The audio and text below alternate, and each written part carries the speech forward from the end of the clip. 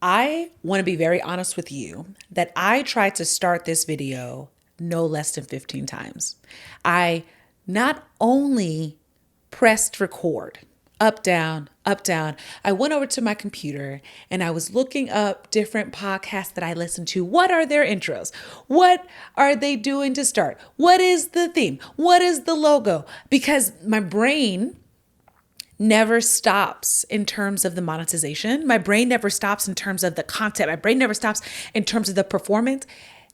And that's what this is supposed to be for. This is supposed to give me a chance to sit and think and process on camera, yes, so you guys can also think and learn and process for yourselves. But stop trying to curate it all and really figure out what you want. That's why I wanted to do this podcast, The Love of Labor. I wanted to sit in the work, and I could already feel myself like short circuiting a little bit. So as we go through these first 20, 30 episodes, I don't have a plan. I want to make that very clear up front. I do not have this quarterly plan that I have thought of way in advance. I am vibing week to week, but I'm not going to try to make something I think you want to see. I want to do something that I need to create. And hopefully that is something you enjoy, but I'm going to keep telling myself that I am not trying to curate something for you to see. I am trying to make something I feel called to create. So with that, this is The Love of Labor. I'm Deandra McDonald. This is episode 1. And I want to talk about, at least start with, what I'm loving about my journey with Christianity right now. Obviously, number 1, Jesus. But outside of that, I think I'm in a place where I am really blessed to be able to have friends, community, a church home that allows me to question, that allows me to say, why? Why am I doing this? What is going on? What is the root cause of my decisions, my choices, my actions?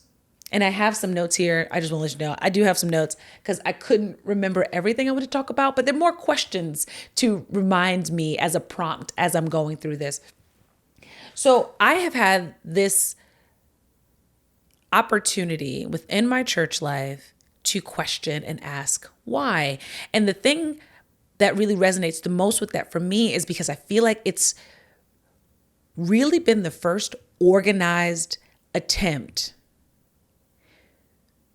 to say, do you want to do this for you, or are you just doing this because your mother did it or your grandmother did it? And there's cultural significance to tradition. But I want this to be more than culturally significant. I want my life to be more than just traditionally repetitive, because if my traditions are harmful to others or to me, if they're rooted in values that I don't understand or disagree with, then why am I continuing to do so? Maybe that's the American in me, right? That's their free choice. I want to be able to do what I want. But I am really loving that. And not only do I get to question why, this is the other part that's great. I don't just get to question why. It's also on a weekly time basis. Look, every Sunday I get to check in. Sunday, I have church. Monday, I have Bible study. Wednesday, I have worship Wednesdays, which is where we rehearse with the worship team. I'm checking in at least 3 scheduled times a week with other people too, because it's one thing to kind of explore alone and come to conclusions by yourself. It's a whole different thing to have to engage with other people with that same energy. But I don't think I do that with other parts of my life. I don't know if I'm doing that with my business values. Am I checking in that regularly? Am I doing that with my marriage that regularly? And so I want to incorporate that process into other aspects of my life. And the teacher in me came up with an acronym to help me kind of differentiate the different steps I'm going through because I enjoy them so much, right? So I came up with the CLIP method. CLIP. This is what I'm using in my Christianity exploration. C stands for confront the value. When I come up against a situation or a value that I don't understand, I have never encountered, and I'm being challenged with, I have to confront what I expect, what the other party is expecting, what they're feeling, and then kind of make a strategy from there. So the C is clip. From there, the L stands for locate the scripture. Because I'm having this turmoil about the value, is there a scripture that can help guide me in this way? So I confronted it. I located the scripture. The I is for interpret the lesson. So once I found the scripture, a scripture that might help me, I'm going to interpret it, preferably with other people. So I'm not making up what benefits me best. And then as I interpret it and kind of tease out the lesson, the final step, the P, is to practice it. What does that practically look like in my life? The lesson that I have teased out of the scripture, of the faith that I follow in relation to the value that I'm confronting with. And I will give you an example. I grew up being hit, not beat, but spanked. Pop, pop on your butt, a little pop up on your arm, a little pop in your mouth if you said a dirty word or you disrespected, said a curse word. And I never questioned that I would also hit my kids.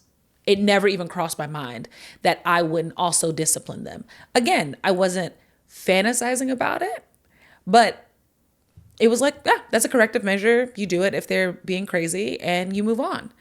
And it wasn't honestly until I thought truly about having kids, when I started thinking more deeply amid seeing TikToks about how people were really against hitting. And I met some friends who had never been hit. And it was shocking. It was a shock to my system because I had never experienced that ever. So when I was confronted with this value difference that I didn't understand why other people, and not only were they not hit, they were strongly against it. It wasn't like they were just great kids. They were strongly against the idea of hitting kids. And so if I use that clip method, I would say, hey, is there a scripture I can locate? Is there something that can help me kind of wade through these waters, especially because I would like to do it under the value system of Christianity? And the scripture that most people quote, I'm going to read it directly so I don't get it wrong, Proverbs 13:24, and the ESV version. Same thing. Whoever spares the rod hates his son, but he who loves him is diligent to discipline him. Okay. So I've confronted the value and I've located the verse. And next is follow it blindly. You got it. No, the next one is to interpret it. What does it mean when you said whoever spares the rod hates his son? Because without interpretation, what happens? I think you go straight into, well, that justifies hitting. Spare the rod. Rod, hit, discipline, done. But that's not an interpretation, I don't think. And as I dig deeper into it, I don't think it means to beat your kids. That's not what I think it means. So when we are interpreting, does it mean to just beat your kids? No, I think the focus of this verse is on discipline. So I am now free to release my fixation, if you will, or focus is probably the better word, on the method and transfer my thoughts more to the priority or the purpose, which is disciplining. And I know that I can shift away from that focus because when I thought about getting hit and when I think now about being hit as a kid, I don't know if there was any teaching involved. Hitting or that physical correction meant more of a stop. Stop what you're doing. So, because it's dangerous, because it's disrespectful, because it is distracting, lots of D's. But I don't know if it was specific or if I had to figure out which of it was and try to make that connection myself. That's not a focus on discipline. And I want to focus on that. So now practically, how I can practice the teaching is I can make sure that discipline is the focus in whatever corrective method I use. Clip method. Okay. So you're with me on the clip method. So now that I have this system, I'm able to engage more outside of the Christian values. And that's even a weird way to say it. Outside of the situations that are so markedly religious. Maybe that's the better way to say that. And I'll go into business. I've been reading this book, highly recommended across social media, called 10 Times is Easier Than 2 Times. I picked up this book because of how many people liked it. I also picked it up because I love these kind of books. I'm a big fan of a business book that is motivational, a business book that is aspirational, because it helps center me before I start some of my real estate work or my social media work or customer service or fitness. It just helps kind of focus my mind of like, you got to be in the right mindset for this. At least that's what I thought.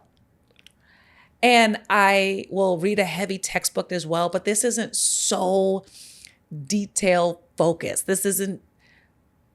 It's more a long op-ed than it is a reference text. But sometimes you just want an op-ed in the mornings. I'm not trying to like whip out my real estate textbooks at 6:30 in the morning. And I get the title. Another reason I picked it up, because I kind of understood where he was going to go with it, right? 10 times is easier than 2 times. Think bigger than what you're used to thinking. This happened with my real estate. I have 4 units and then I bought a 10-unit building. I didn't just try to double, I triple, quadruple. I aimed for significantly larger than what I already had and wound up succeeding. I get it. I love it. I'm going to be motivated. I'm going to be pushed forward. And this book starts off wild. I couldn't even get past the first chapter before I was triggered. It is about Michelangelo. Sistine Chapel, David statue, Ninja Turtle, Michelangelo. And I have been in classrooms, I have been at conferences where I've heard the story of Michelangelo before. And the story is simple, right? Michelangelo wanted to make art of the human body, sculptures in marble that had never been done before. He wanted to get it right. He wanted to make sure that every detail was correct, that every tendon was shown, that the neck muscles and the hair fell and the eyelashes. He wanted to make sure that as the feet are angled, you can see the bones. He wanted it all, but he had to learn and in a way become obsessed. He had to become so fixated on the way the body moved. And he did, in order to create the greatest sculptures, objectively, subjectively, whatnot, the greatest sculptures to ever be made. And I've heard that story and how he donated, or how he gave hours and hours of his life to this thing. And it's supposed to motivate you as a business owner. But I never went deep enough. I never located the scripture, or located the text, the primary source that told me where he learned. I had always assumed it was in school. I had always assumed that he had gone to school and that's where he learned anatomy. That's where he learned physiology. But can I read you a few pages from this book? This book that's supposed to motivate me and be guiding my business values moving forward. I want to give you: learning anatomy was essential to his aim, his being Michelangelo. And he was desperate. He was willing to rob graves to get bodies if he could find no other option, because apparently they didn't have schools that allowed you to study anatomy and physiology in this way. That wasn't available to regular people. And he thought to himself, are you ready? He thought to himself, Where could I find available corpses? The dead of the rich were buried in family tombs. He couldn't get those. The dead of the middle class were surrounded with religious ritual. That wouldn't work. Which dead in Florence were unwatched and unwanted? Only the very poor, the orphaned, and the beggars. So Michelangelo now had to take another risk. Indeed, getting caught messing with corpses would at the very least get him placed in prison. The worst case, he could be sentenced to death. Yes, the worst case is him sentenced to death. And not these dozens of families finding out that the bodies of their mothers and sons and uncles were being cut up without their consent so this man could sculpt a statue for a rich man's garden. Crazy. And so for the next several months, he taught himself human anatomy by dissecting dozens of corpses. To complete the project at the level he desired required a full-on transformation of not only his skills and creativity, but also of his commitment, convictions, and identity. I got 10 pages into this book and was like, what have I done? What am I doing? What am I doing? What am I doing? Because I'm perpetuating this. And I'm not, okay. It's not that I think ambition is bad. It's not that I think that pursuing great things is bad. But what I'm realizing is one of my values is that I have to want to consider the effects of my efforts on other people. And I'm learning and seeing when I finally go to the text, when I look at the primary sources, I'm finally seeing why I feel conflicts, why I struggle when I come up to these things that I've just done because I was told, and I struggle with it. And it keeps happening in lots of other places. It doesn't just happen with business. It happens with marriage finances or kids. It happens with employment or political affiliation. It happens with friendships. It happens with care for the elderly, care for each other. It happens a lot. And I don't know why I do a lot of stuff. I don't know why I do a lot of what I do. Some of it feels good for sure. But the stuff that doesn't even feel good, I do believe if I can figure out more of what the driving factors are behind some of my decisions, I will love more of what I do. Once I got away from teaching as a means of academic success and started teaching for intellectual curiosity, I loved my job. I really did. I found the source and grew from there. And I just need the time and the maybe encouragement, the thought to do that a little bit more than what I've been doing it up until this point. Because without the clip method, I feel like I either just avoid it, whatever the issue might be that I'm struggling with, or I begrudgingly engage. So I do it, but I bitch about it the entire time that I'm doing it, or I knowingly perpetuate the thing I dislike, the thing I don't believe in. So maybe next week, we can talk more about the areas that I am at the base starting to grow in or starting to explore more of. And maybe you have a question or a situation you'd like me to talk about. Send me a message. Send me an email. I'll keep it anonymous, of course. But like I said, I think part of this is not only to discover these things, but it is to share so that other people like me, like you, like us, don't feel like they're alone and can hear just one more option as I figure out what my next steps, choices, decisions are. Yeah. I think that's it for this session. I will see you next week.